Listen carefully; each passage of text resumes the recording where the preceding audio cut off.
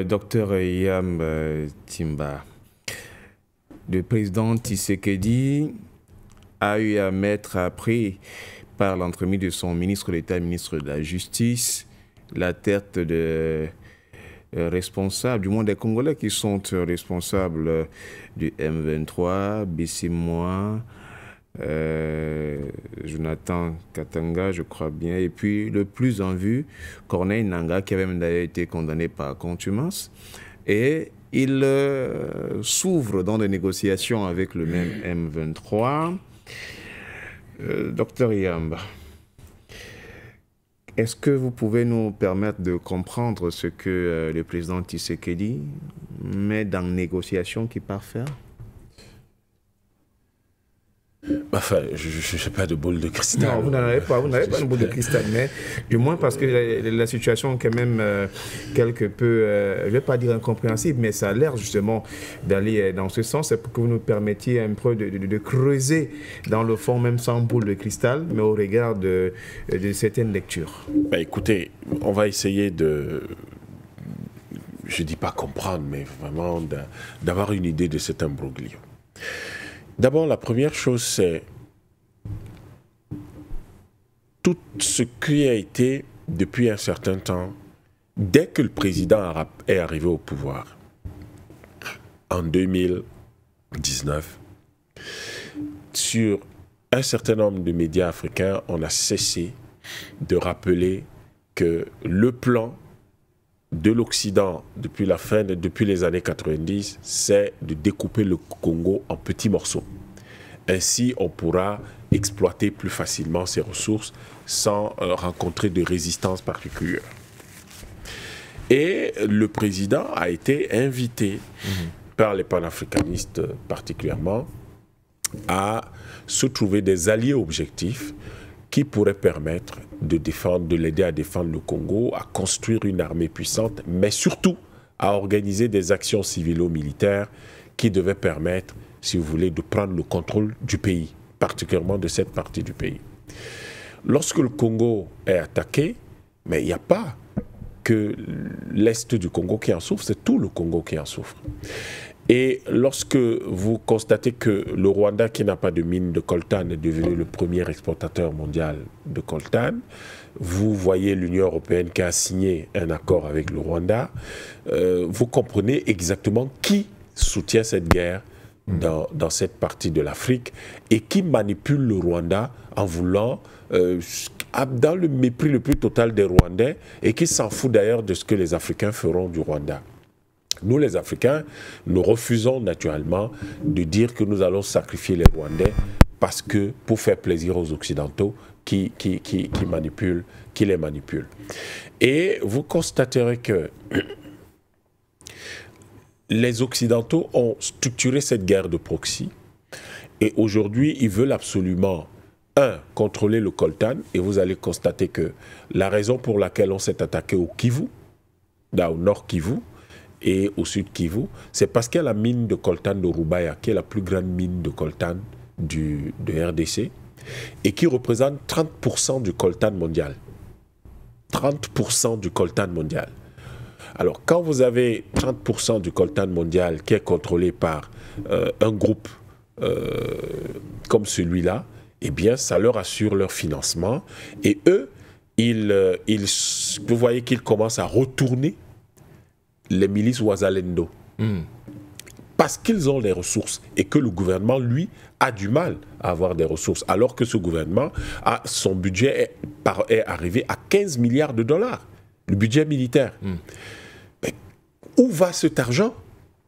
Où vont 15 millions ou 14 milliards de dollars, 14 milliards de dollars de budget militaire?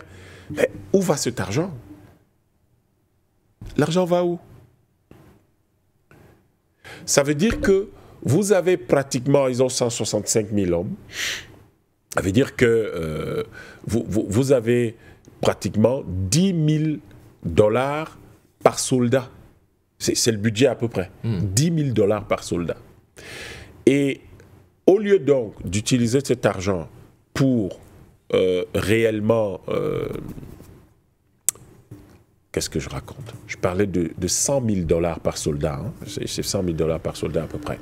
Au lieu d'utiliser cet argent pour construire l'une des armées les plus puissantes qui puissent exister, eh bien, vous avez le sentiment que, malheureusement, la RDC a une armée qui a du mal à construire, à sécuriser la RDC, et qu'on a été obligé à un moment donné d'aller chercher carrément des supplétifs roumains. Et vous imaginez qu'aller chercher des supplétifs roumains, mais c'est quelque chose de terrible. C'est quelque chose de terrible. Parce que quand vous vous retrouvez à devoir, malheureusement, utiliser des mercenaires pour une armée, pour défendre votre propre pays à l'intérieur, ça veut dire que vous n'avez pas réellement d'armée.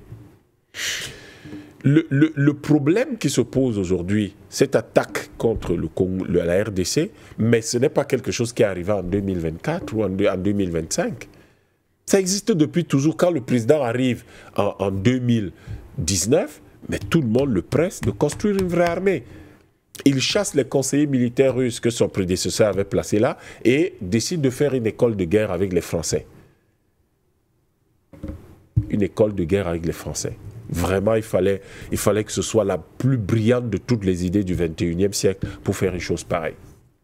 C'est quelque chose d'extraordinaire. Donc, il ne le fait pas. Et là, maintenant, il se retrouve dans une situation où, en réalité, compte tenu du fait que les autres ont désormais des ressources qui leur permettent de vivre, d'entretenir leur milice et de pouvoir maintenir l'accord que le Rwanda a avec l'Union européenne, eh bien, pourquoi est-ce qu'ils se dérangeraient? Au fond, c'est maintenant à la RDC de leur dire ce qu'elle veut. Le drame, c'est qu'on a un certain nombre de pistes. Ils pourraient insister, ces gens-là pourraient exiger de garder le contrôle des mines dans cette zone-là, et même de l'administration dans cette zone, et d'être intégrés dans l'armée rwandaise et dans la haute administration, dans l'armée congolaise et dans la haute administration congolaise, ce qui signifierait que l'armée et la haute administration seraient infiltrées. Et comment un État normal pourrait gérer ça? Ils pourraient, ces gens-là, insister par demander que la zone qu'ils occupent devienne autonome à l'intérieur de la RDC. Et comment l'État du Congo pourrait s'opposer à ça? Mais ce qui est pire dans cette attitude-là, c'est que le simple fait, la façon dont le porte-parole de la présidence a réagi, indique que la présidence est d'accord. Ce qui veut dire qu'il laisse à l'Angola le soin d'organiser ces négociations. C'est une chose tellement grave que d'apprendre que les gens qu'on a traités de terroristes, de coquilles vides, etc., si vous acceptez de négocier avec eux, vous les placez au même niveau que vous. C'est-à-dire qu'en fait, vous les reconnaissez comme des interlocuteurs politiques qui sont de même niveau que les partis politiques de RDC. Ce changement de statut qu'on accorde au M23, à l'AFC M23, est un précédent dangereux. Dangereux dans la mesure où tous les groupes qui pourront se lever vont revendiquer une négociation directe avec l'État. Et qui dit que demain, l'AFC M23 ne va pas susciter, et le Rwanda ne vont pas susciter des dizaines d'autres groupes de ce genre. Et on va dire c'est l'AFC M23 et le Rwanda, mais au fond c'est l'Occident. L'Occident va susciter des dizaines de groupes pour déstabiliser et fragiliser l'État. L'État congolais. Je crois qu'il y a des lignes rouges qu'un État normal ne doit pas du tout franchir. Et l'autre chose, c'est que il faudrait que le président sache qu'il ne pourra pas gérer cette question tout seul. D'un côté, il y a une réunion qui se passe en Afrique australe, je crois cette année, c'est ce jour aujourd'hui où ça a commencé hier. Le président est intéressé à ça et c'est l'Afrique australe qui a des forces qui sont engagées dans cette guerre. De l'autre côté, il reçoit l'Afrique de l'Est, après chasse les soldats de l'Afrique de l'Est, et puis enfin, il y a quand même, il est membre de la CEAC. Mais il faut qu'il choisisse. C'est cette incapacité des Congolais, et j'entends ça dans tous les discours des Congolais, à ne pas se situer quelque part en Afrique qui fait que dans une sous-région précise en Afrique, qui fait que malheureusement, ils ne peuvent pas recevoir toute l'aide dont ils ont besoin. D'une part. D'autre part, ça les empêche de construire les solutions définitives, les solutions durables, définitives, qui pourraient permettre de régler le problème. La RDC, elle a imaginé que c'est un problème purement interne à la RDC, alors que c'est un problème et qu'on trouvera la solution à l'intérieur de la RDC, alors qu'en réalité, la solution peut être plutôt sous-régionale. Je l'ai répété, je le dis et je le répète, la création des États-Unis d'Afrique centrale va régler définitivement ce problème. Mais tant que la RDC pense que c'est un problème purement interne, qu'ils vont régler ça tout seul, mais ils voient très bien que l'AFCM 23 n'est pas seul. Il y a le Rwanda, il y a l'Union européenne derrière. Eux, ils ont qui? Ils ont qui? Ils s'en vont en Angola, ça c'est l'Afrique centrale. Après, ils vont en Afrique australe. Après, ils vont en Afrique de l'Est. Il faut que la RDC se situe quelque part en Afrique. Ils sont où? Ils sont en Afrique centrale, en Afrique australe, en Afrique de l'Est. Qu'ils fassent un choix. Et à partir de là, que les forces de chacune des sous-régions se jettent résolument dans la bataille pour mettre fin au conflit. Le problème, c'est qu'ils ne sont nulle part.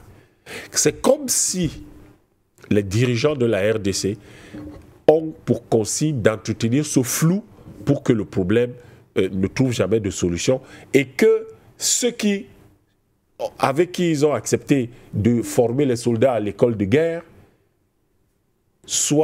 puissent arriver à leur fin. La question qu'on se pose aujourd'hui, sincèrement, est-ce que les dirigeants congolais sont manipulés eux-mêmes par l'Union européenne et par les Occidentaux? Et dans ce cas, s'ils sont manipulés par l'Union européenne et les Occidentaux, on comprend donc que, en fait, le Rwanda peut être manipulé de cette façon dont il est manipulé et que la situation peut évoluer dans le sens dans lequel elle évolue aujourd'hui.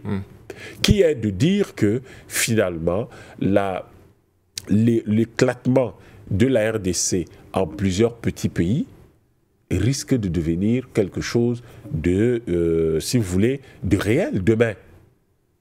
Et que ce qui a commencé au Soudan, qu'on a tenté au Mali, qu'on a tenté en Côte d'Ivoire, qu'on a tenté au Cameroun, qu'on a tenté en Éthiopie, pourrait bien finalement réussir à RDC.